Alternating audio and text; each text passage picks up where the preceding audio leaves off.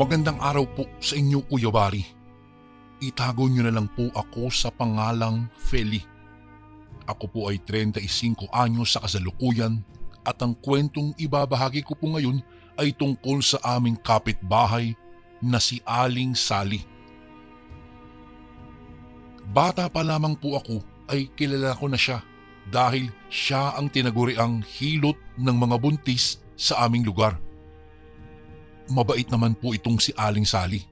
Matulungin sa kapwa, ngunit nahinto ang mga paniniwalang iyon ng mga tao nang kumalat ang isang masamang balita na si Aling Sally daw ay isang aswang. Ang nagpakalat ng usaping iyon ay si Mang Cardo na isang kumprador.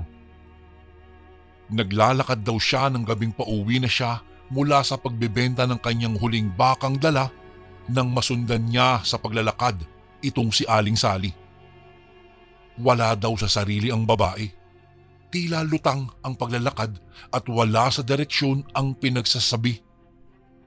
Napakarami nitong salitang binubulong na ayon kay Mang Cardo ay tanging si Aling Sally lamang ang nakakaintindi. Dala ng matinding kuryosidad, naisip niyang sundan ng ginang para matulungan ito sa kung anuman ang pinoproblema ng babae. Dumiretso si Aling Sally sa hanging bridge na nagduduktong ng aming bayan sa bayan naman ng San Joaquin, na nagduduktong ng aming bayan sa bayan naman ng San Joaquin.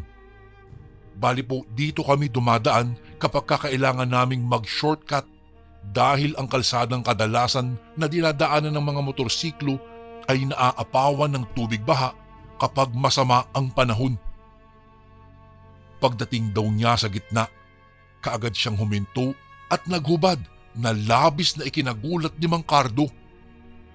Hindi niya lubos akalain na sadyang wala na nga yata sa tamang wisyo ang ginang dahil nagawa nga nito ang bagay na iyon.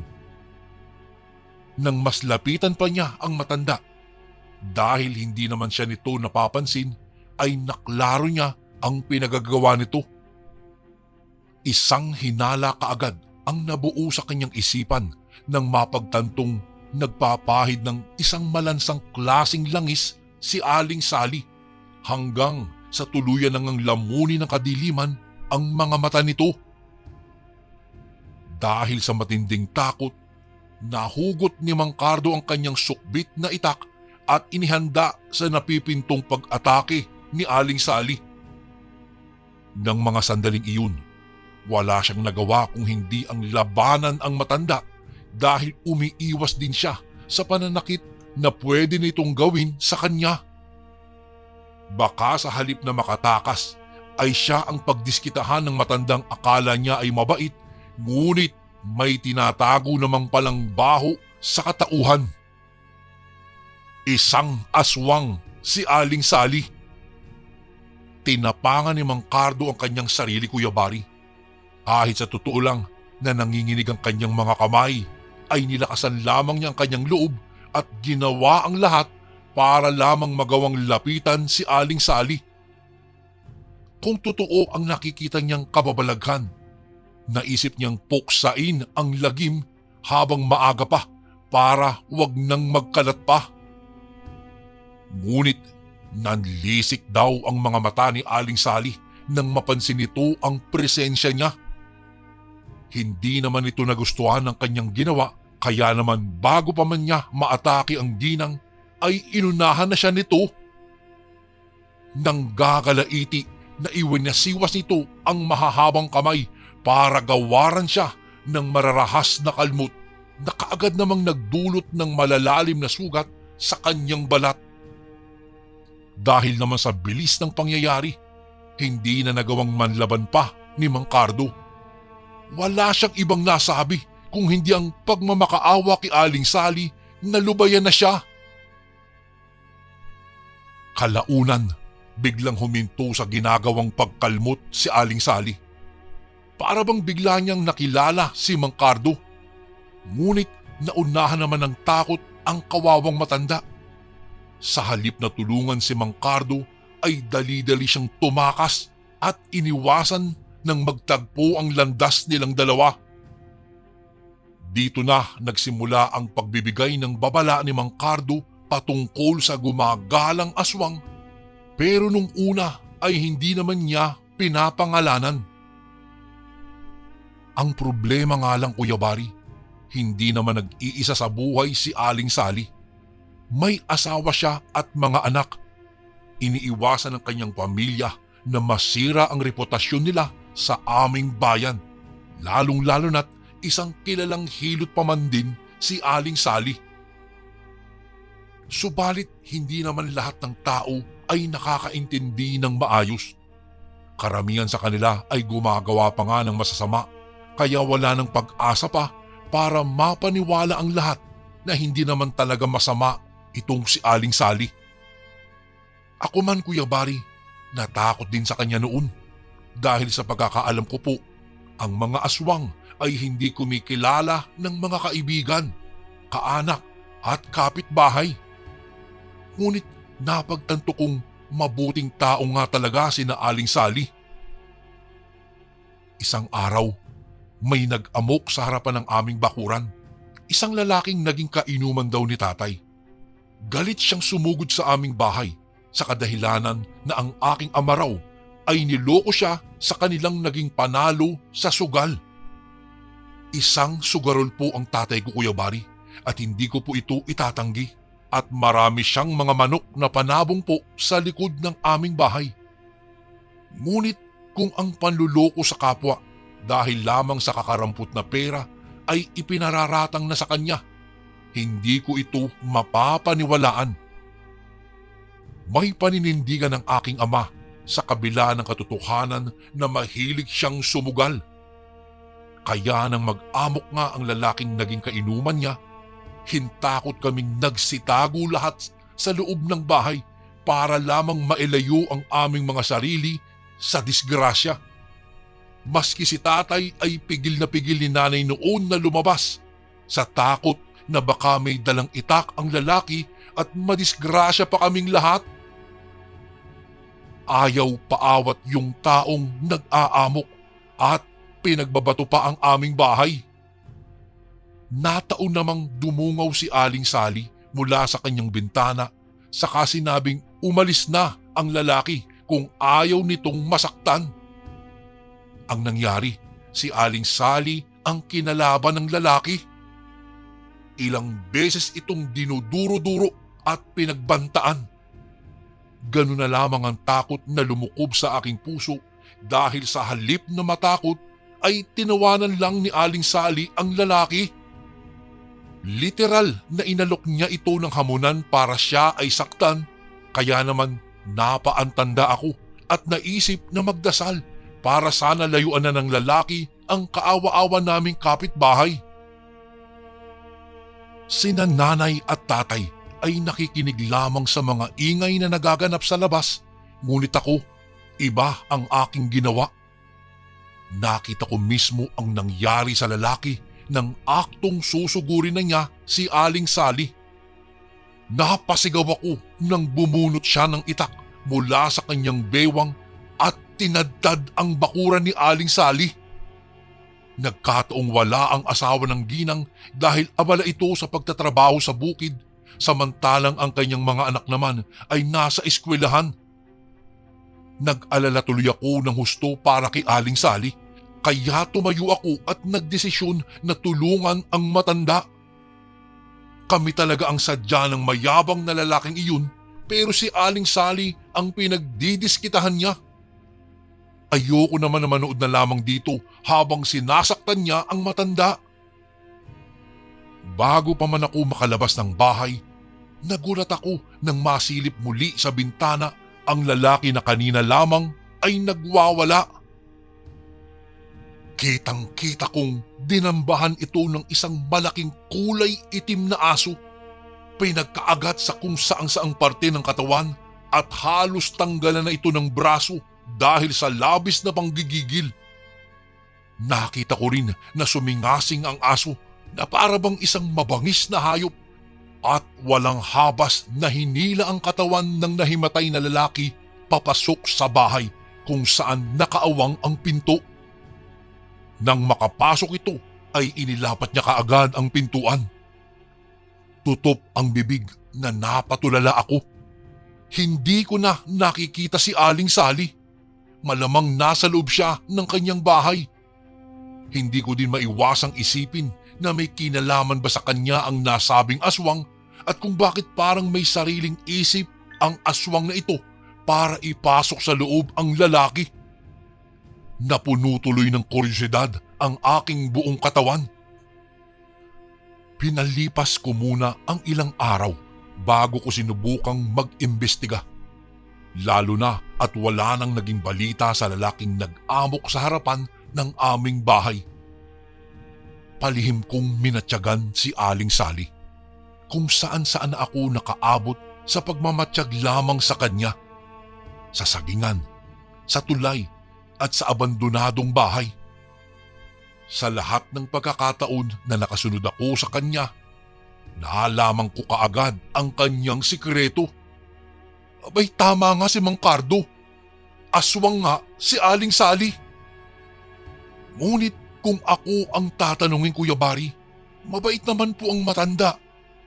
Sa katunayan nga, wala naman po siyang ginagawang labag sa kautusan ng tao at Panginoon. Kaya naman, hinayaan ko na lamang siya at tinanggap ang kanyang pagiging isang aswang. Kaso nga lang, may mga taong sadya talagang naghahatid lang ng sakit ng ulo. Isang araw, naging bisita ko po ang aking kaibigang si Lilibet. May hatid siyang balita sa akin tungkol kay Aling Sally. Kesyo pinagkakatuan daw ng kanyang mga magulang at katsismisan nito ang matanda. Ipinaalam niya sa akin na may nalalaman daw silang sikreto ni Aling Sally. Direkta ko namang sinabi sa kanya na hindi naman dapat hinuhusgahan ang taong hindi naman kami inaano. Alam kong napahiya si Lilibet dahil sa sinabi ko dahil basta na lang siyang umalis nang hindi po nagpapaalam. Iba po kasi ang trip ko, Kuya Bari.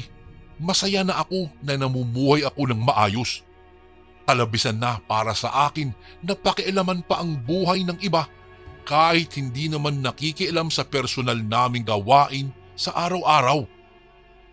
Mula noon, nagkasiraan na nga kami ng tuluyan ng aking kaibigan.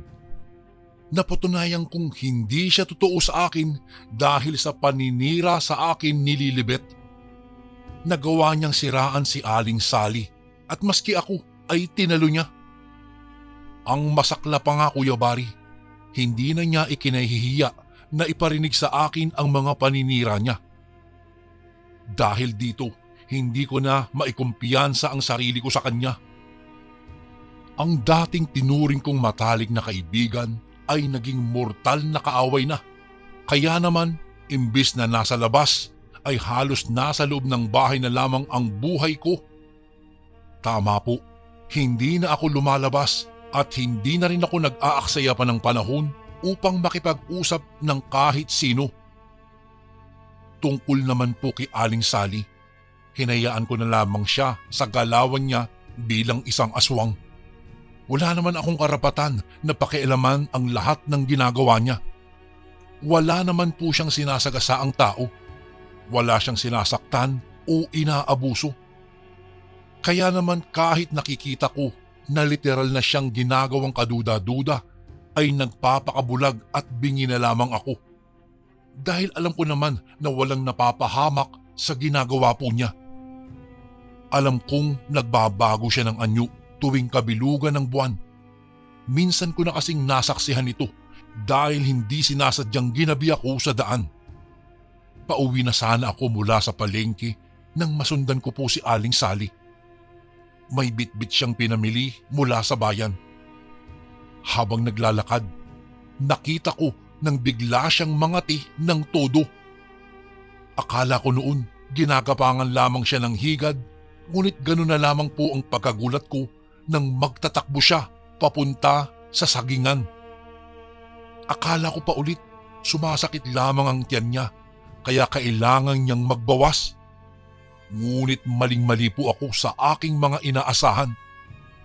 Saksi ako nang magpahid din siya ng langis kagaya ng sinasabi ni Mang Cardo.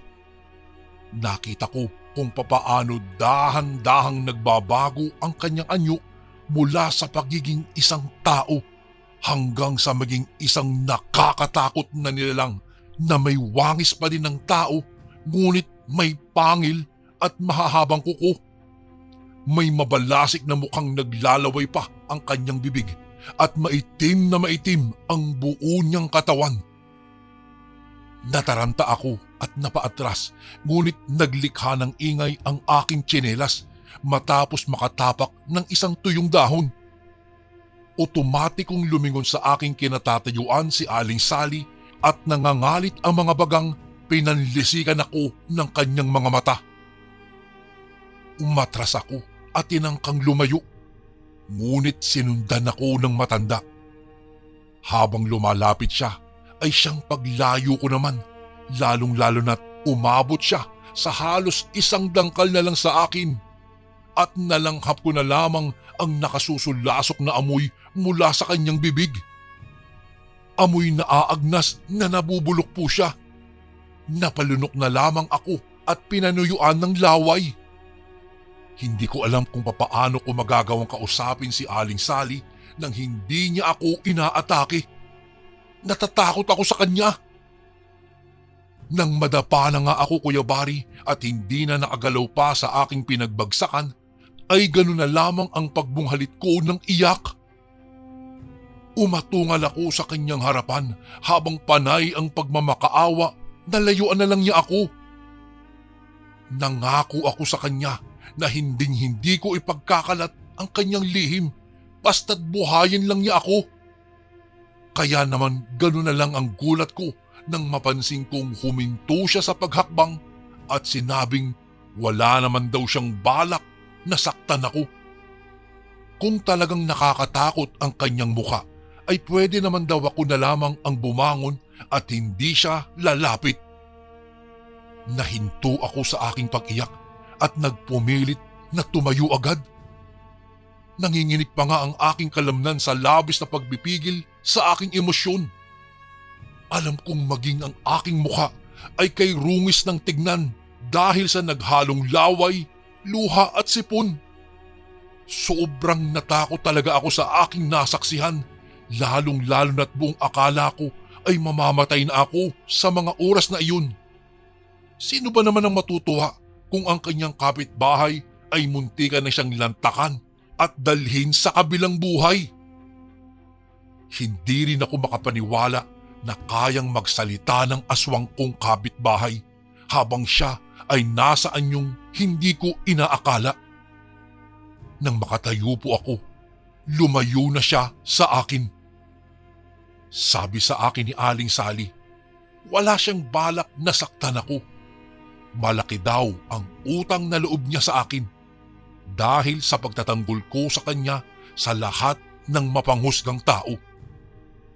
Umiling ako at sinabi sa kanya na wala namang karapatan ng kahit na sino para husgahan ang bawat nilalang sa mundo. Lahat ay ipinanganak na may kani-kanyang kinakaharap na suliranin. Kung ipinanganak siyang aswang ay hindi niya ito dapat ikahiya o ikatakot. Hindi naman kasi lahat ng tao na kapaligid sa kanya ay hinuhusgahan siya. Nagpasalamat po ako kay Aling Sally at iniwanan na lamang siya sa sagingan. Sinabi ko sa kanya na mag-iingat na lang siya at baka iba ang makakita sa kanya at saktan pa siya. Magmula po noon, naging mas malalim pa ang samahan namin nitong si Aling Sally. Siya ang nagsilbing tagapayo ko kung ako may problema. Ngunit hindi ito ikinatuwa ng ibang taong nasa paligid namin. Maski kami ng aking pamilya ay hinusgahan ng mga walang hiya. Hindi lang po iyon, ginawan pa kami ng kwento. Kesyo ako daw ay nagpahawa kay Aling Sally at kagaya niya ay naging isang aswang na. Tinawanan ko lang ang lahat ng kanilang mga sinabi. Hindi naman ito totoo kahit pa nag-aalala sina nanay at tatay. Inakyat kami ng mga kababayan naming galit kay Aling Sally. Napasigaw na lamang ako nang makitang pinagtutulungan nilang bugbugin ang aking ama habang nakagapos naman kami ng aking ina. Makailang beses po akong nagmakaawa, ngunit hindi nila kami pinakinggan. Ang kawawang si Aling Sally daw ang gusto nilang sumagip sa akin dahil nga magkaibigan kami. Kaya nagsisigaw ako, sapat para marinig ng aking iniingatang kaibigan na wag siyang pupunta sa aming bahay dahil naghahanda ng patibong ang mga taong gustong makita ang tunay niyang katauhan. Ilang beses akong sinampal ni Aling Romana, ang ginang na nangunguna sa pagpunta sa aming bahay. Hindi ko alam kung ano ang sinabi niya sa kanyang asawa kaya sila umatake dito sa amin na parang kami ay mga halimaw. Umiyak ako at halos hindi na makahinga sa pagmamakaawa. Sinabi ko sa kanila na hindi naman masamang tao itong si Aling Sally para saktan nila. Kaso nga lang Kuya Bari, ayaw talaga nilang maniwala sa akin. Maya-maya'y naglabas na si Mang Doming ng kutsilyo. Saka iniumang ito sa akin na labis kong ikinagulat. Malakas pa niyang sinambit ang pangalan ni Aling Sally para lumabas na at harapin kaming lahat. Noong akmang sasaksakin na sana ako ng matandang lalaki, ay nakarinig kami ng isang malakas na huning. Alam kong kahit ang normal na ibon ay hindi kayang gayahin iyon. Nagulantang ang lahat at nagkanya-kanya sa pakikinig kung saan banda nagmumula ang ingay na iyon. Lahat ay kabado at hindi mapakali. Hindi ko tuloy maiwasang mapatawa ng pagak, sabay sabing humanda sila dahil dinalit nila ang aking kaibigan. Wala pang sino man ang nagtangka sa aming pamilya maliban sa mga lapastangan naming kababayan. Sadyang kaydudumi lang talaga ng kanilang mga isip at hindi nila nagawang pigilan ang kanilang kuryosidad para tuklasin kung ano ba talaga ang totoong lihim ni Aling Sally. Bago pa man makagalaw ang isa sa kanila, may lumambitin ng mahabang dila mula sa bubungan at unang inatake nito si Aling Romana. Nagkagulo ang lahat nang makitang tila sawang naglingkisan ng malapot na dila ang aming kababayan. Sinubukan pa niyang magpumiglas, ngunit pahigpit ng pahigpit ang pagkakalingkis ng dila sa kanya, kaya wala siyang nagawa. Nanginig na si Aling Romana dahil sa takot, dahilan kaya hindi siya makagalaw. Si Mang Doming naman ang umatake. Iwinasiwas niya ang hawak-hawak niyang kutsilyo, ngunit gano'n na lamang ang pagkataranta ko nang may isa na namang nilalang ang pabagsak na tumalon mula sa bubong papunta sa aming harapan. Isang nilalang na may kulubot at itim na balat ang naroroon. May pagkakuba at halos 4 na talampakan lamang ang tangkad nito. Ang kanyang mabalasik na mukha ay nakilala ko sa kabila ng kanyang anyong aswang. Si Aling Sally. Sumingasing siya at inangilan ang mga taong nasa paligid namin ng aking mga magulang. Lahat ng nagbalak na saktan kami ng aking pamilya ay kanyang pinagkakalmot at binalya, kaya naman mas lalong nang galaiti ang mga kababayan namin na mahuli siya. Hindi ko naman mapigilang mamangka nang makitang hindi lang pala si Aling Sally ang nagtatanggol sa amin. Mayroong 3 pang aswang kaming nakita na nasa paligid lang. Kasama ang nagmamay-ari ng dila na nakalingkis kay Aling Romana. Tuluyan nang nakagulo sa loob ng aming bahay. Ang mga aswang ay pinuntiryang kalmutin at dambahan ang iilan sa mga kababayan naming may hawak na patalim, samantalang ang isa naman sa kanila ay dahan-dahan kaming pinakawalan. Kinalaga ng aming mga gapos at mabilis na iginiya papunta sa likod bahay upang tumakas na. Nang makahanap kami ng pagkakataon, ay nagmamadali kaming tumakbo ni na tatay at nanay papunta sa kakahuyan. Hindi nagtagal. Naramdaman na namin na nakasunod na sina Aling Sally kasama ang kanyang mga kauring aswang na napagtanto ko na ang mga anak at asawa pala ni Aling Sally ito. Nang matansya naming malayo-layo na kami sa aming tahanan, nagpahinga muna kaming lahat at ilang saglit ay kami nag-usap. Nagpasalamat kami sa ginawang kabutihan ng pamilya ni Aling Sally. Ngumiti naman siya sa amin at sinabing ginawa lamang daw nila ang nararapat at ang tama. Hindi niya kasi maatim na saktan kami ng mga taong walang ibang alam kung hindi ang mangusga ng mga kagaya namin. Sabi niya, hindi siya papayag na basta-basta na lang kaming guguluhin ng mga tao dahil maayos naman kaming naninirahan sa aming tahanan. Wala nga kaming sinagasaan na tao dahil ang kaligayahan lang namin ay ang maghanap buhay ng maayos. Naging malungkot lang kami ng aking mga magulang nang mapagtanto naming iniwan namin ang lahat. Na dumating kami doon sa kakahuyan na wala man lang kami na kahit anong bagay na pwede naming gamitin upang magsimula ng panibagong buhay. Nagulat na lang ako nang tumayo si Aling Sally sa aking harapan at unti-unti na bumalik ang kanyang anyo sa dati. Hinarap niya ako. Anya, wala daw dapat akong katakutan. Siya na ang bahala sa amin. Umiling ako at sinabi sa kanya na may mga bagay kaming kailangang gawin bilang mga tao. Nasa isip ko, magkaiba naman kasi kami ng ikinabubuhay, ngunit umiling lamang si Aling Sally. Saka sinabing pinaghandaan na nila ang mga bagay na kakailanganin namin kung sakali man kami ay sugurin ng mga kapitbahay namin sa pangunguna ni Namang Doming at Aling Romana. Matagal na daw kaming minamatyagan ng mag-asawang iyon. Alam daw kasi namin ang lihim ni na Aling Sally, kaya kami ang napili nilang ipitin para magsalita. Ngunit siyempre, hindi naman ako traidor na kaibigan. Kahit malayo ang agwat ng buhay namin ni na Aling Sally, ay nirerespeto ko sila. Iginiya kami ni Aling Sally sa mas masukal pang kakahuyan hanggang sa makarating kami sa may batis. Nagtatanong ang mga matang tinitigan ko po siya.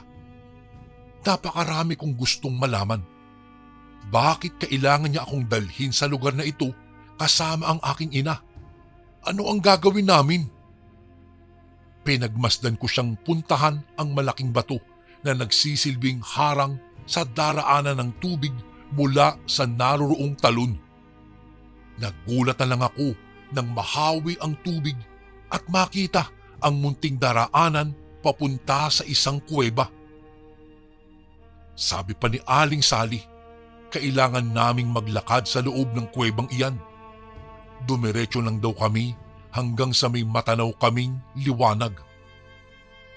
Kapag may natanaw na daw kaming liwanag, ligtas na kami. Ang aming dadatnan ay ang kanilang iniwang tahanan kung saan maraming pagkain, pera at pangkabuhayan. Walang sinuman ang makakapanakit sa amin sa lugar na iyon dahil sila ay nirerespeto sa bahay na iyon. Napagtanto ko, Kuya Bari, na nagmula pala sa isang mayamang angkan sina Aling Sally. Ang kanilang lahat ng ari-arian ay ipinagkatiwala nila sa amin, kaya ganoon na lamang ang aking pagkamangha. Masyadong malaki ang kanilang paniniwala sa akin para hayaan kaming mamuhay sa kanilang tahanan. Hindi naman kami nahirapan sa aming naging bagong buhay. Ibang-iba ang tahanan na aming tinitirhan mula sa aming kababayan. Tahimik at hindi kami nagugutom. Hindi man mayaman pero maraming pagkain sa lamesa. Literal na hindi kami nauubusan. Matagal na daw pabalik-balik dito ang pamilya ni Aling Sally. Naghahanap daw kasi sila ng mapagkakatiwalaang tao kung saan pwede nilang ipagkatiwala ang tahanan nila. Natuwa na din ako dahil nawalan man kami ng sariling amin ay hindi naman nila kami pinabayaan. Sadyang tunay na napakabait ng pamilyang Aswang na aming naging mga kaibigan. Sa isip ko nga, mabuti pa sila kaysa sa mga normal na tao. Hindi sila nakikipagtrayduran. Kaya simula po noon, isinumpa ko ng wala nang kahit sino ang lalapitan ko maliban sa kanila. Hindi lahat ng aswang ay masama. Ilan sa kanila ay gusto lamang ng katahimikan kaya ninanais na pumatay para lamang sa ikasisiya ng kanilang pinapangarap na katahimikan. Wala akong pinagsisisihan sa aking mga naging desisyon na gawin silang parte ng aming pamilya. Tunay silang kaibigan na kailangang ingatan magpakailanman. Ito naman po ang ating pangalawang kwento. Hello po, Kuya Barry. Masugid po akong tagapakinig sa inyong YouTube channel. Mahilig po kasi talaga ako sa mga kwentong katatakutan, lalong-lalo na po kapag mga kwentong aswang. Kung tatanungin niyo po ako kung naniniwala ba ako sa aswang, simple lang po ang sagot ko, opo. Sa katunayan ay ito po ang dahilan kung bakit gusto kong ibahagi ang karanasan namin ng aking kaibigan kung saan ay nakaengkwentro kami ng isang aswang.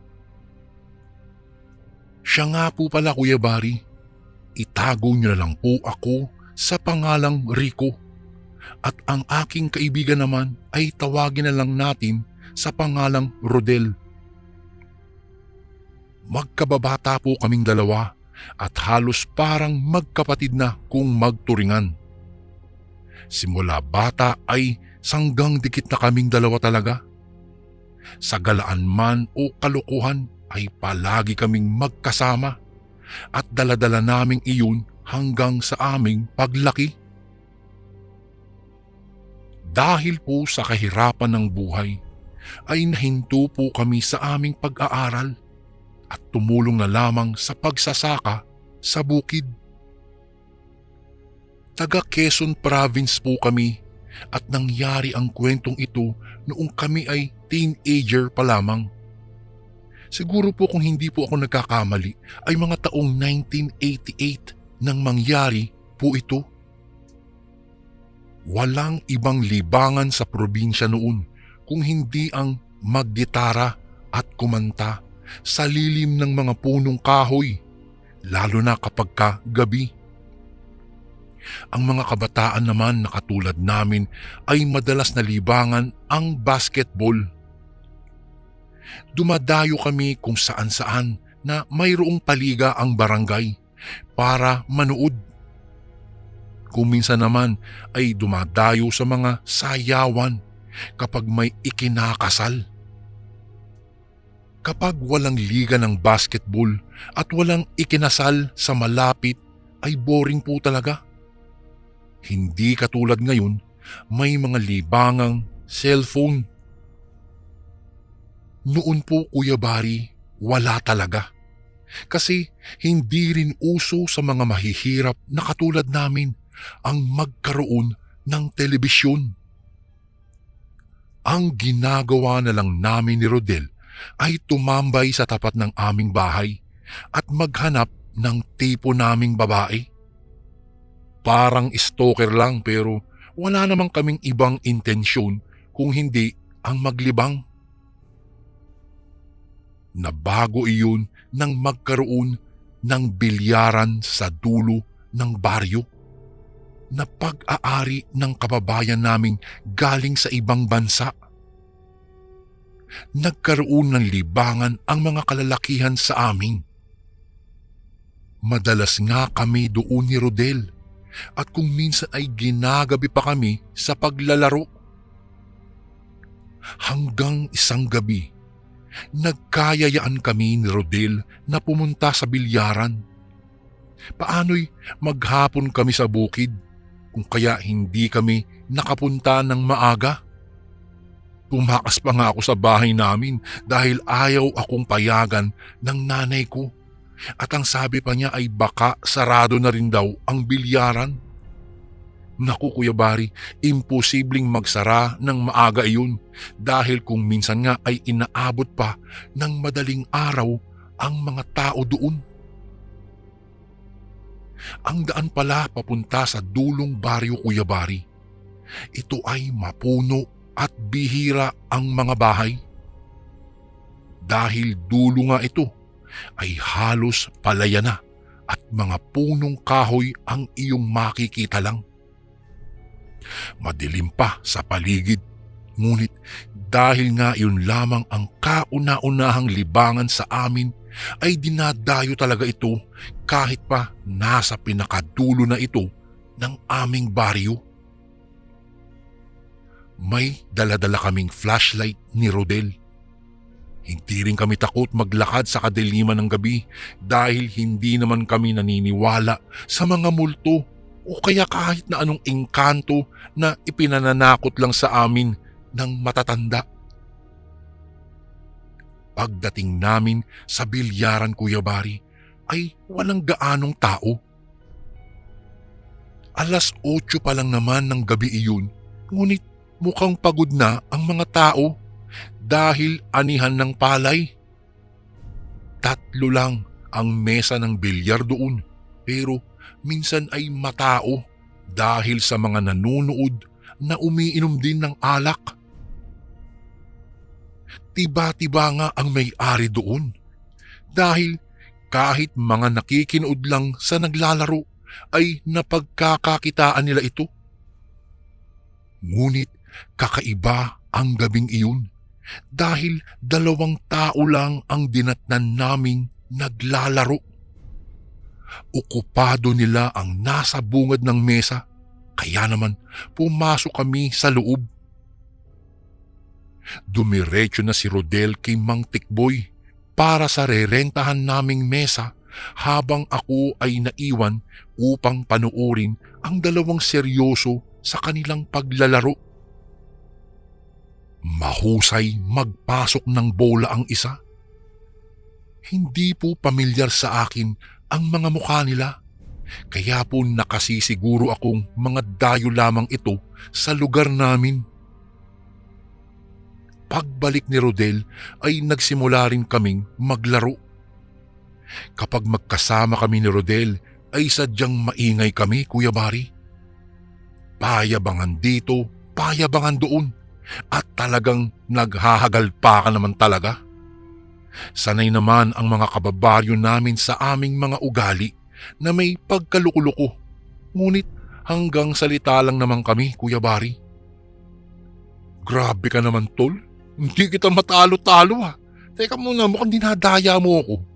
Nakasimangot na reklamo ni Rodel sa akin. Napatawa lang naman ako sa kanya Kuya Bari. Ano? Paano kita madadaya? Teka, mauutusan ko ba yung mga bolang yan? Uy, sadyang magaling lang talaga akong maglaro. Pagyayabang ko para lalong inisin ang kaibigan ko. Oo na, sige na, ikaw na ang pinakamagaling sa buong mundo. Naiinis na wika nito. Wala kaming kaalam-alam na dahil sa palitan namin ng salita ng kaibigan ko, ay lihim palang naiinis iyong 2 naglalaro. Nayayabangan na pala sa amin, ngunit hindi namin intensyon iyon Kuya Bari. Ganoon lang talaga kaming magbiruan nitong si Rodel. Maya-maya'y hindi nakatiis ang isa at lumapit sa akin. Gusto raw nilang magpustahan kami at 2 kaming maglalaro ng kasama niya. 300 ang pusta. Hindi biro po ang ganoong pera ng mga panahong iyon, Kuya Bari. Ayaw ko nga sanang pumayag dahil mauubos po ang napanalunan ko sa paglalaro namin ni Rodel. Kaso, ito namang kaibigan ko ay malakas manulsol. Sayang daw ang 300 piso.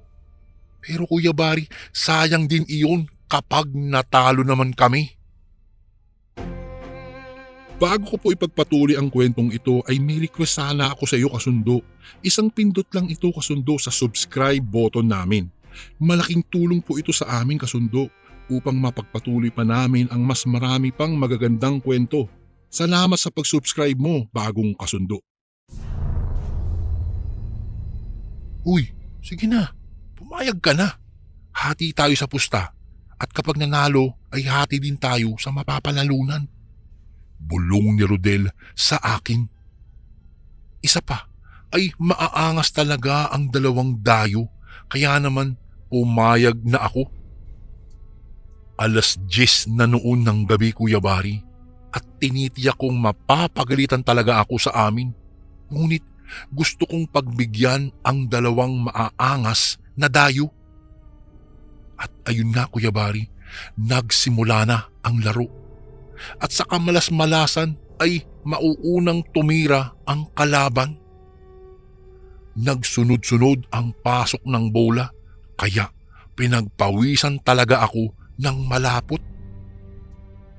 Nasa pang-5 bola na siya. 8 balls lang naman ang nilaro namin, Kuya Bari. Kapag naipasok niyang lahat iyon, ay paalam 300 piso na kami ni Rodel. Tiyak ko, sermon pa ang aabutin ko sa pag-uwi ko sa bahay.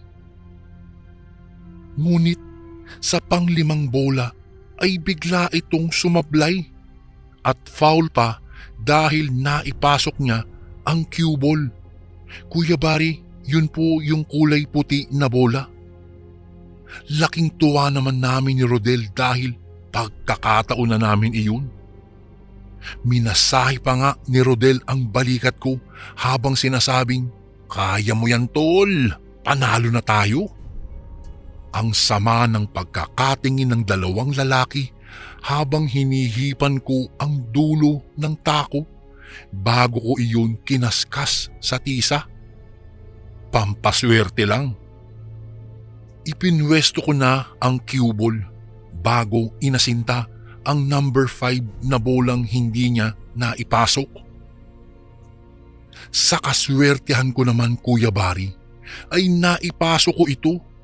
Pagkatapos nun ay tumalbog pa ang cue ball sa number 8 na bola at pumasok din.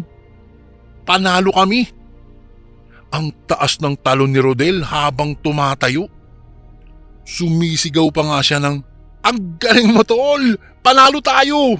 Dagdag pa nito. Padabog namang binitiwan ng lalaki ang hawak na tako sa mesa bago sila akmang umalis ng kasama niya. Hinabol lang ito ni Rodel upang kunin ang taya nila.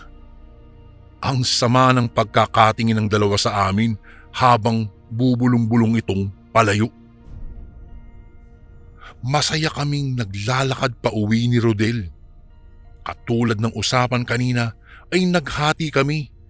Pero 100 lang ang sa kanya. Ako naman ang naghirap ng maglaro eh. Malakas ang kwentuhan namin, Kuya Bari. Wala namang kaming inaalala na pwedeng mabulabog dahil nasa parteng kakahuyan pa lang kami. Naisip ko na bigyan ng 100 si nanay para hindi ako pagalitan. Noong nasa kalagitnaan kami ng daan, nang may makita kaming kakaiba sa hindi kalayuan sa madaraanan namin. May nakaharang doon na isang lalaki at dahil madilim ay hindi namin maaninag ang mukha nito. Hindi pa naman ito maabot ng flashlight namin. Hinayaan na lang namin dahil baka isa lang sa kababaryo namin at baka lasing lang. Kung kaya nagpatuloy kami sa aming paglalakad. Ngunit habang papalapit kami ay kinakabahan na kami dahil hindi kumikilos ang lalaki. Tingin namin ay isa ito sa nakalaro namin doon sa bilyaran. Tol, mukhang tatambangan tayo ah. Manda ka. Bulong ko kay Rodel. Dumampot siya ng ilang pirasong bato. Talagang lalaban kami sa kahit anong paraan, Kuya Bari. Ngunit natigilan kami pareho ni Rodel nang bigla naming makita na bigla na lamang naging aso ang kanina ay lalaking nag-aabang sa amin sa daan. Kitang-kita namin na naging aso talaga siya, Kuya Bari. Malapit na kami sa kinaroroonan niya kaya nakikita namin ang hitsura ng isang dambuhala at itim na aso. Pulang-pula ang mga mata nito habang nakatitig ito sa amin. Naglalaway din ito kaya agad kaming napaatras ni Rodel. Tol! Aswang yata yan! Takbo na! Sigaw ni Rodel. Tumakbo kami pabalik sa pinanggalingan namin, ngunit may lumitaw na isa pang aso sa daraanan namin. Pinagbabato ito ni Rodel ng hawak niyang mga bato, kaya dumampot na rin ako. Mabuti at hindi pa sementado ang daan noon, kaya mabilis lang makadampot ng bato, Kuya Bari. Tinamaan yata iyong aso, kaya tumakbo ito papalayo. Lumingon ako sa aming likuran at nang hilakbot ako dahil malapit na sa amin ang aso na kumakaribas din ng takbo patungo sa amin. Pinagbababato namin ito habang patuloy kami sa aming pagtakbo. Malayo pa man kami sa bilyaran ay sigaw na kami ng sigaw upang tulungan kami. Pagdating doon ay agad naming kinalampag ang gate. Si Rodel ay agad sumampa para makapasok sa loob, kaya ginaya ko na rin siya. Agad namang lumabas si Mang Tikboy habang may hawak na itak. Nasaan ang aswang? Tanong nito habang hawak ang isang matalim na itak. Tinuro naman namin ang aso na ngayon ay nasa harapan ng gate. Rehas ng mga bakal kasi ito, Kuya Bari, kaya kitang-kita namin kung ano ang nasa labas. Hoy aswang, umalis kayo dito. Kung hindi ay sisiguradin kong itatara ko itong itak na ito sa liig nyo. Matapang na sigaw ng matanda habang dinuduro ng itak ang mga ito. Umangil naman ang mga aswang na parang naghahamon ng away.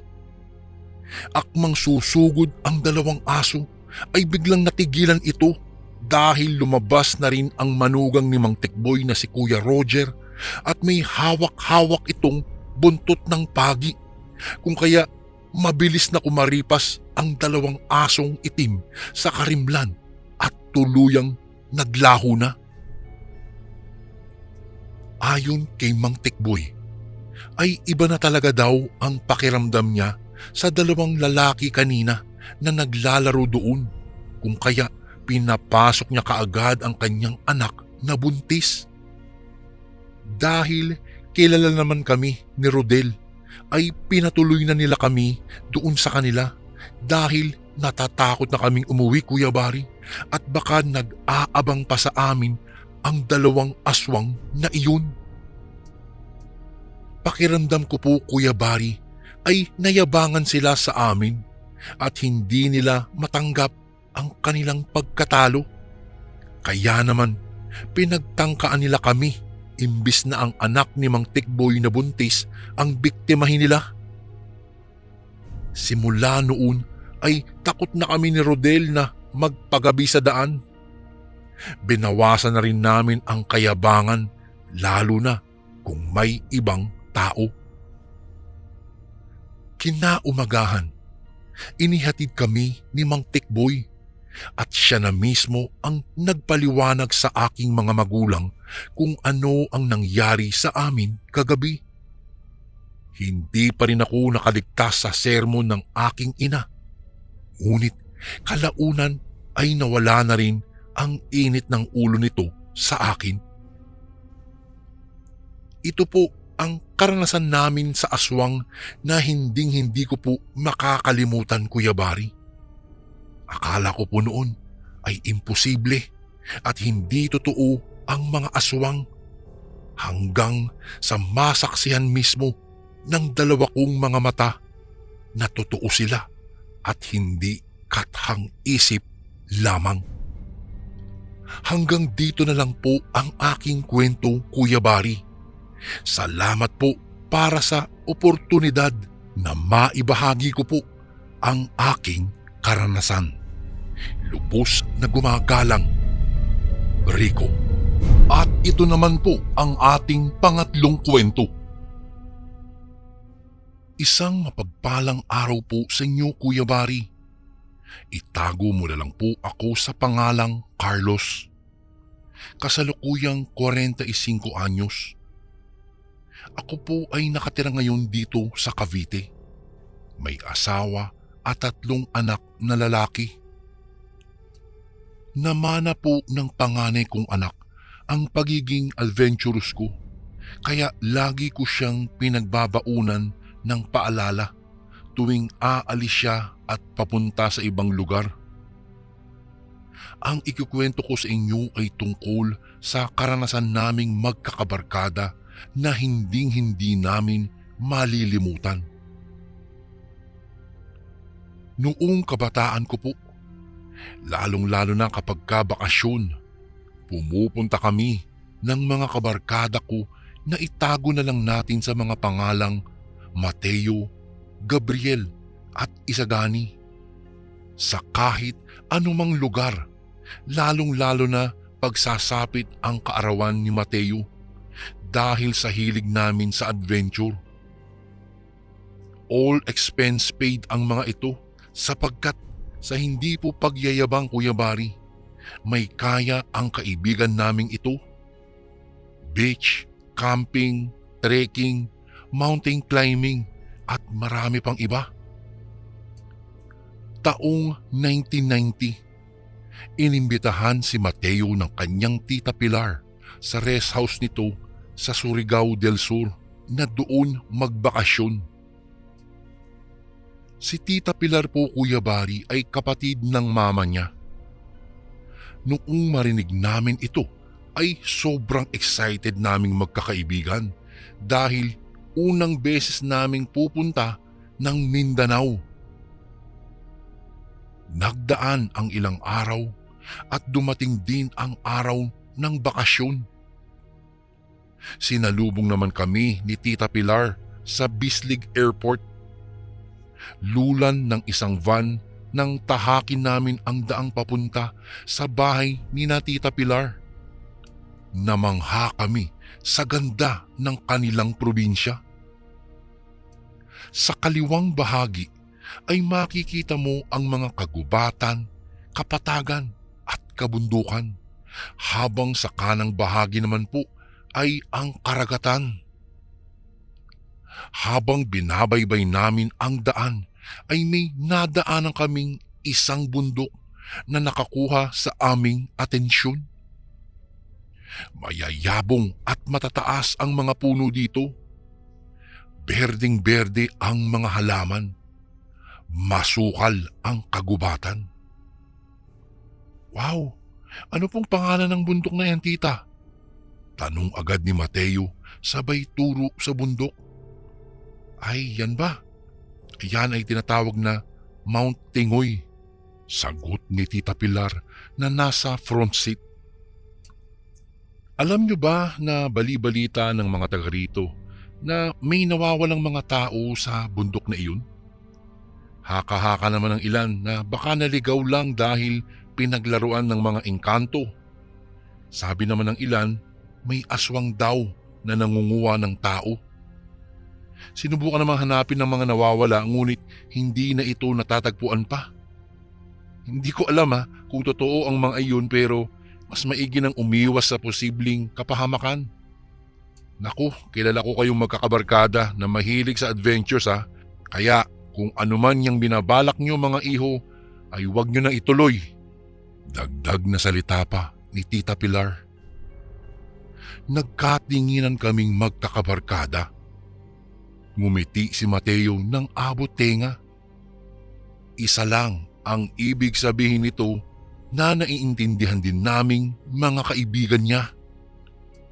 Alam na ni Mateo kung saan kami pupunta sa mismong kaarawan niya. Ayaw sana pumayag ni Tita Pilar na umakyat kami sa Mount Tingoy dahil nga sa mga haka-hakang iyon, pero dahil sa sobrang kulit nitong si Mateo ay pumayag na ito kinalaunan basta lang magdoble ingat daw kami. Naku tita, thank you pero huwag kayong maniniwala doon sa mga haka-haka na yun. Hindi ho totoo yun. Kaming bahala. Pangulit pa ni Mateo sa kanyang tita. Sa susunod na araw pa ang kaarawan ni Mateo, kaya pwede pa kaming mamasyal sa ibang lugar ng Surigao. Pumunta kami sa mga magagandang lugar doon at naglaad-lakad sa beach. Bumili din kami ng mga babaunin sa trekking at iilang kagamitan sa pag-akyat. At dumating na nga ang espesyal na araw ng aming kaibigan. 2:00 pa lang ng madaling araw ay ginising ko ng dahan-dahan sina Isagani at Gabriel para magmanyanita kay Mateo. Kung may hindi nakakaalam kung ano po ang manyanita, Kuya Bari, ito po ay yung gigisingin ang may kaarawan sa pamamagitan ng kanta sa madaling araw o sa hating gabi. Naging tradisyon po kasi namin iyon. At ayun nga Kuya Bari, natuwa si Mateo sa aming manyanita. Pagkatapos ay naghanda na agad kami. Kumain ng almusal at pagkatapos ng 2 oras ay gumayak na kami sa aming pupuntahan. Nagpahatid kami sa driver nila tita at ibinaba kami sa isang outpost na may kubo na kung saan kailangan naming magparehistro bago umakyat.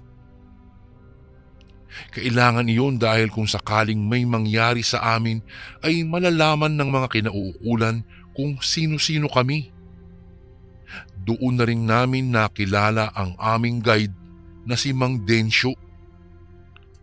O mga iho, paalala ko lang sa inyo huwag kayong hihiwalay sa grupo. Marami nang nawawala sa bundok na ito dahil sa hindi sinusunod ang mga paalala naming mga taga rito. Bantayan nyo ang isa't isa kung maaari Sumunod lang kayo sa akin para hindi tayo magkaroon ng problema. Paalala ng aming guide na si Mang Densyo. Tumango lang naman kaming magkakabarkada at sabik na kaming umakyat doon nga sa bundok.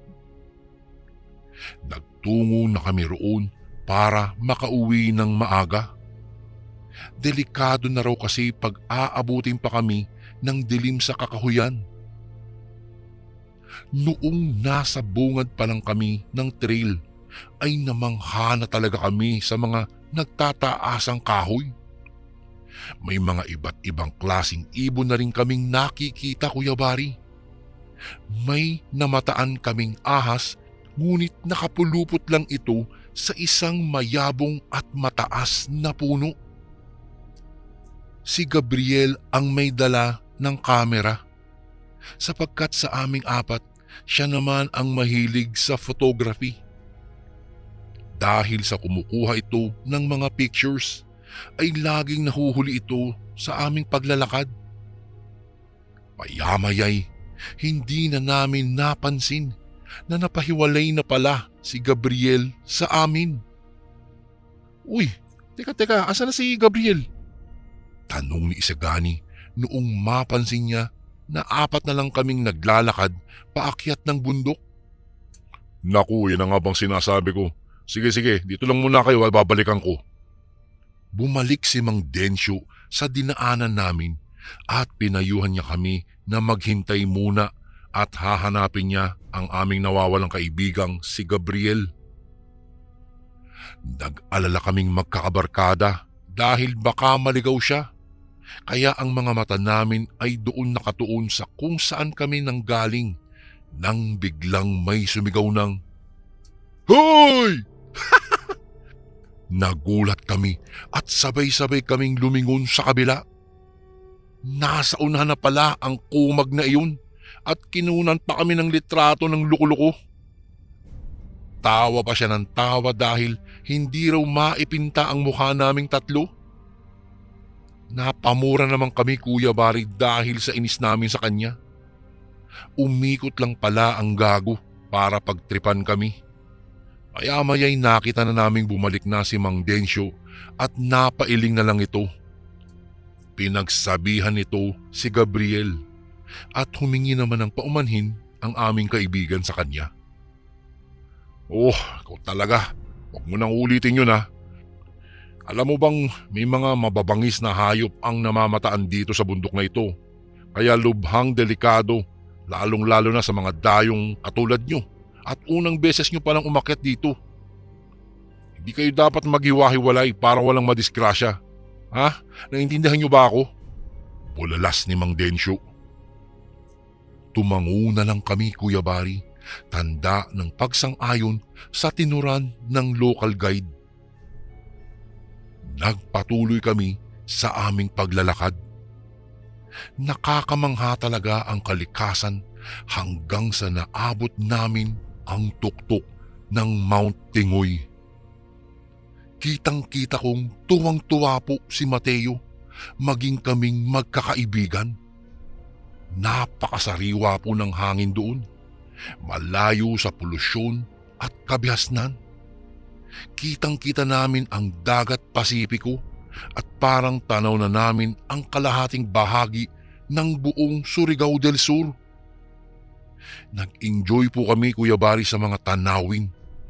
Kumuha kami ng maraming litrato. Pagkatapos noon ay kumain kami ng tanghalian. Nagtagal lang po kami, Kuya Bari, siguro mga 1 oras lang. Pagkatapos po nun ay nagpasya na po kaming bumaba upang hindi kami abutin ng dilim. Habang pababa kami ng bundok ay may biglang sumulpot na isang matandang lalaki sa gitna namin ni Mang Densyo. Nagulat ako sa pagsulpot niya. Pasalubong ito sa amin. Uugod-ugod na naglalakad paakyat ang matanda, ngunit nakatitig ng matalim ito sa aming lahat. Nagtataka po ako, Kuya Bari, dahil wala namang daanan sa gilid. Nanlisik ang mga mata nito at bigla na lamang akong napako sa aking kinatatayuan. Hindi ko po namalayan na nakatulala na pala ako. Lingid sa kalaman ko ay pati pala sina Isagani at Mateo ay biglang natulala na rin sa titig ng matanda. Kinabahan kami nung mga oras na iyon, Kuya Bari. Ngunit natauhan na lamang kami nang bigla kaming tawagin ni Mang Densyo. "Uy, tara na! Bakit kayo nakatulala dyan?" Biglang tanong ni Mang Densyo na ilang metro lang ang layo sa amin. Bigla kaming bumalik sa aming ulirat at napalingon sa kanya. Kung kaya't nagpatuloy kami sa aming paglalakad at nang subukan kong lingunin ulit ang matanda ay wala na ito. Bago ko po ipagpatuloy ang kwentong ito ay may request sana ako sa iyo, kasundo. Isang pindot lang ito, kasundo, sa subscribe button namin.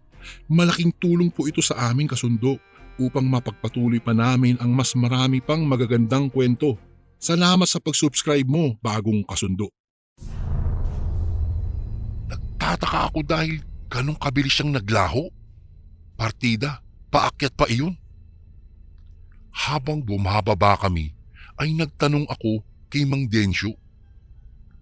Mang Densyo, sino po ba yung matanda kanina? Yung pong nakasalubong natin kanina? Tanong ko sa aming guide na diretso lang ang lakad na sinusundan ko naman. Ano? Sinong matanda? Tanong niyang pabalik. Nagtaka kami at napakunot noo. Yung kanina, Mang Densyo, di ba? Yung nakasalubong natin kaninang matanda. Singit naman ni Mateo.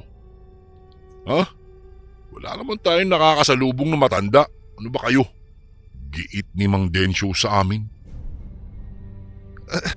Meron po kanina, di ba? Ano ba kayo, Mang Densyo? Hindi nyo ba nakita at bigla mo nga kami tinawag kasi tulala kami? Segunda naman ni Isagani.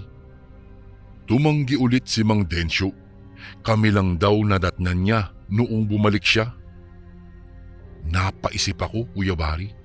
Baka hindi napansin lang ni Mang Densyo ang matanda dahil nga biglang sulpot lang iyon sa gitna naming dalawa. Binaliwala na lang namin ang bagay na iyon. Dire-diretso lang kasi si Mang Densyo sa kanyang paglalakad pababa. Wala itong lingon-lingon. Noong tiningnan ko ang mga kasama ko ay napansin kong nawawala na naman si Gabriel. Hinanap namin siya at tinawag dahil baka nang titrip na naman ito. Naghintay pa kami ng ilang minuto bago namin siya tawagin ulit. Ngunit wala talagang sumasagot. Nagpalinga-linga pa kami na baka nagtatago lang, ngunit wala talaga. Nag-alala na kami. Baka kung napaano na iyon. Hinala ko na baka aswang ang matandang nakasalubong namin at tinangay na si Gabriel. Nanalangin ako ng mga oras na iyong Kuya Bari na sana'y walang nangyaring masama sa kanya. Pati na rin si Mang Densyo ay hindi na rin mapakali, kaya napagpasyahan namin na bumalik kami sa aming dinaanan. Lumihis kami sa trail dahil parang may napansin kaming usok sa may kanang parte ng bundok. Gumawa ng daan si Mang Densyo gamit ang kanyang dalang karit hanggang sa may naaninagang kaming isang kubo. Nagtataka siya kung papaano nagkaroon ng kubo sa liblib na bahagi ng bundok na iyon. Wala namang siyang nakikitang daanan maliban sa ginawang daanan namin sa mga oras na iyon. Pinatahimik niya kami at nagmasid kung may tao ba. Baka mamaya ay rebelde ang may-ari nito. Noong masiguro niya na wala, ay dahan-dahan kaming lumapit sa kubo. Nagbabakasakali kami na nandito si Gabriel. Dahan-dahang itinulak ni Mang Densyo ang pintuan. Pagkabukas niya ng pinto ay biglang sumalubong sa amin ang isang nakakasulasok na amoy. Amoy ito ng nabubulok na karne. Sobrang lansa talaga, Kuya Bari, at hindi namin napigilan ang masuka ni Mateo. Ngunit si Mang Densyo at Isagani ay nagtakip lang ng kanilang ilong. Patuloy sila sa pagpasok hanggang sa mabilis na bumalik si Mang Densyo at itinulak niya kaming dalawa ni Mateo palabas ng pintuan. "Umalis tayo rito! Aswang ang may-ari nitong kubong ito!"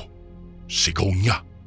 Samantalang napatulala pa si Isagani sa mga nakita niyang mga putol na ulo ng tao na nakahilera sa mesa. Sa isang sulok naman ay nandoon ang gabundok na mga duguang damit. May mga buto at iilang lamang loob ang nakakalat sa sahig. Hinatak siya ni Mang Densyo. Noong matauhan ay tumakbo na rin ito pasunod sa amin. Kumaripas kami ng takbo papalayo. Halos nagpadausdos na kami pababa. Natumba, nasubsob Nasugatan na kami pero hindi namin ininda ang mga sugat na iyon. Tumakbo lang kami ng tumakbo pababa. Ngunit naalala ko pa rin si Gabriel. Paano na si Gabriel? Saan namin siya hahanapin? Ngunit nung mga oras na iyon, ang mahalaga ay makaalis kami sa lugar na iyon. Kung pwede nga lang talunin namin pababa ay ginawa na namin sana. Dahil sa sobrang takot na aming nararamdaman, lalong-lalo na malapit ng lamunin ng dilim ang sikat ng araw. Maya-maya'y bigla kaming nakarinig ng kaluskos na sumusunod sa likuran namin. May mahinang pag-angil at hingal din kaming nauulinigan. Bilisan niyo! Sigaw ni Mateo. Hindi kami lumingon pa kung ano man yung sumusunod sa amin. Nagsisigaw na kami ng tulong at nagbabaka sakaling may makarinig. Noong malapit na sana kami sa nadadaanan ng sasakyan, ay bigla na lang napatigil si Mateo. Nang biglang may tumalong ilang metro lang ang layo sa harapan namin. Nanlaki ang mga mata niyang nakatitig sa isang figurang nakadapa sa unahan. Dahan-dahan itong tumayo gamit ang dalawang paa at umaangil ito. Kawangis nito ang isang aso, ngunit mas malaki ito. Mahahaba ang mga braso at paa nito. Mahaba din ang tainga. May matutulis na pangil at kuko. Nagbabaga pa ang mga mata nitong nakatitig sa amin. Nangatog na kami sa sobrang takot, Kuya Bari. Hindi na rin napigilan ni Isagani ang maihi sa kanyang pantalon. Itinutok ni Mang Densyo ang kanyang karet sa aswang bilang depensa kung sakali ito ay aatake sa amin. Noong akmang susugod na sana ang aswang, nang bigla kaming nakarinig ng putok galing sa isang baril. Ngunit hindi naman tinamaan ang nilalang at bigla na lang nawala sa aming paningin. Nakarinig pa kami ng dalawa pang putok kaya yumuko kaming lahat. Maya-maya ay nilapitan kami ng dalawang taong may dalang rifle. Mga nangangaso pala ang mga ito. Narinig pala nila ang mga sigaw namin kaya mabilis silang nagtungo sa kung saan kami. Noong makita nila na may aswang palang humahabol sa amin, ay sinubukan nila itong paputukan, ngunit maliksi ang halimaw at madaling nawala sa masukal na kagubatan.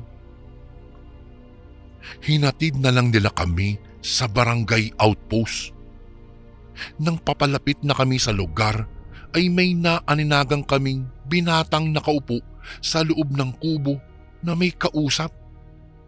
Biglang napamura si Mateo nang makilala namin kung sino ito.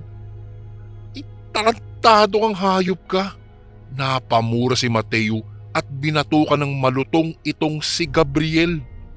Saan ka bang lupalo pa nang galing kang gago ka? Alalang-alala kami sa iyo, bigla ka na naman nawala. Dagdag na tanong pa niya. Sira ulo ka, Gabriel. Muntik na kaming mamatay dahil sa paghahanap sa iyo. Andito ka lang pala. Singit ko pa sa sobrang inis. Napag-alaman naming nauna na pala siya sa outpost. Nakaramdam din ako ng galit sa kanya dahil bigla na lang siyang nawala nang hindi nagpapaalam.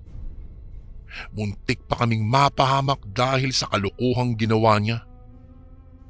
Gusto ko sana siyang sapakin, murahin, lahat-lahat na sobrang inis ko sa kanya. Ngunit nagpapasalamat na rin ako na walang nangyaring masama sa kanya. Noong nakatulala pala kami doon sa matandang nakasalubong namin, ay hindi na namin namalayan na nauna na palang bumaba itong si Gabriel. Nagsabi naman daw siya, ngunit wala daw sumagot sa amin at walang nakarinig sa kanya, kung kaya inakala niyang pinagtitripan namin siya. Ayon sa kanya, nakita niya rin ang matanda, ngunit hindi niya ito pinansin dahil sa biglaang pagsakit ng tiyan niya, kung kaya mabilis siyang bumaba upang makapaghanap daw ng CR. Naririnig pa daw niya ang pagtawag namin sa kanya, kaya lang di siya makasagot ng malakas dahil sa nararamdaman niya. Nakaraos naman daw siya sa mayabong na bahagi ng damo. Pagkatapos ay tinawag niya kami, ngunit wala naman daw sumasagot. Pare, akala ko naman iniwan niyo na ako kaya nagpasya na ako na bumaba na lang at pumunta sa outpost. Alam ko naman yung daan pababa eh. Hindi ko maakalain na bumalik kayo para hanapin ako. Pare, sorry. Patawarin niyo ako mga pare. Sambit niya na may halong pagsisisi. Dahil sa sobrang inis namin kay Gabriel, ay isang buwan naming hindi siya kinausap. Nagkaayos naman kami at bumalik naman din kami sa dati. Kahit ganun pa man, ay nagpasalamat pa rin kami na nakauwi kami ng ligtas. Pero alam mo Kuya Bari, malakas talaga ang kutob ko na ang matandang lalaking iyon, ang aswang at siyang may salarin sa pagkawala ng mga tao sa bundok ng Mount Tingoy. Simula nang mangyaring iyon ay sinumpa na namin na hindi na kami basta-basta pa aakyat sa bundok na hindi namin pamilyar. Hindi pa rin naman naging hadlang ang karanasang iyon sa amin dahil patuloy pa rin kami sa pag-akyat ng mga bundok Kuya Bari, kahit pa na muntik na kaming malapa ng isang aswang sa Mount Tingoy, Surigao del Sur. Hanggang dito na lang po ang kwento ko Kuya Bari. Medyo napahaba po. More power po sa inyong channel at mag-iingat lagi tayong lahat. Maraming salamat po. God bless po. Gumagalang, Carlos.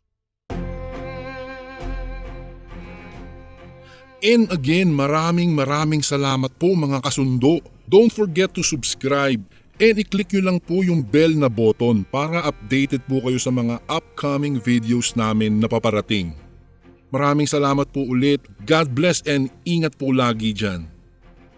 Ito po si Kuya Bari at ako ang Sundo.